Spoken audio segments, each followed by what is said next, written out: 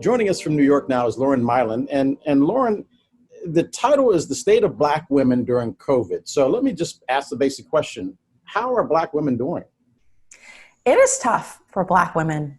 As you know, it's tough for Black women almost every day, but certainly with COVID, living through COVID. And I think the most difficult thing is having to navigate challenges that you never envisioned. As women, I think we're always trying to mitigate against risk at home, at work, in life. But COVID-19 gave us a dose of something that we were not expecting, and therefore we were not prepared for.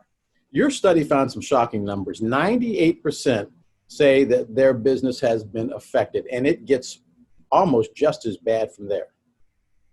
Yes, and we found, and what we do at Digital Undivided, and what makes us so unique and so important, especially in this moment in time, is our focus on collecting and analyzing the unique experiences, the data behind the unique experiences of Black and Latinx women.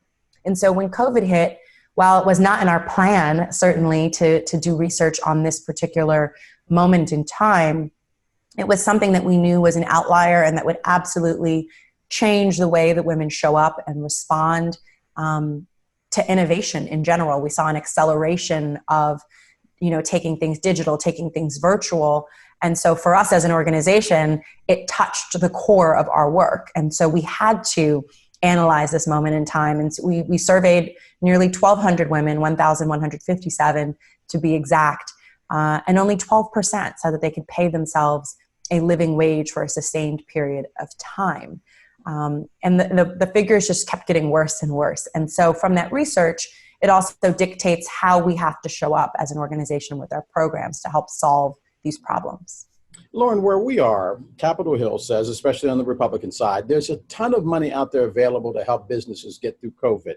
Can you please explain to the congressmen and senators that might be listening the difficulties in being a Black female businesswoman and trying to get that money?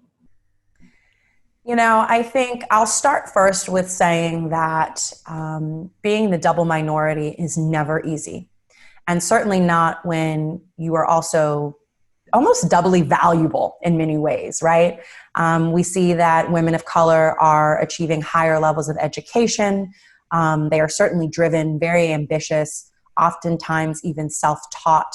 And we've seen even in this time as well, people teaching themselves new skills to be able to compete in spaces of innovation. And they have up-leveled themselves very quickly in quarantine. But what they have not been able to do, Del, is navigate exactly what you're saying. While there might be lots of funds out there, who's walking them through this process? I've heard many stories from our community about, their bank was no longer offering it. So if you were banking at smaller or lesser known institutions, they had a different process. Maybe they weren't as transparent. They certainly weren't as communicative. Or if you were a small business owner, you probably didn't even have an assigned banker or know who to call. Maybe you don't even have a CFO or a full-time accountant. Maybe you're doing a lot of these things in automated services online, and you were stuck behind the 8 ball as a result. And so what we did see is a lot of what we teach entrepreneurs about being lean and scrappy and, making something from nothing, in many ways, making lemonade from lemons. And you learn to do that. And then you find yourself at this disadvantage where the system suddenly says, well, unless you've actually done it this way, you're not eligible. And so that also meant that for us as an organization, Digital Undivided very quickly stood up our big alumni emergency fund.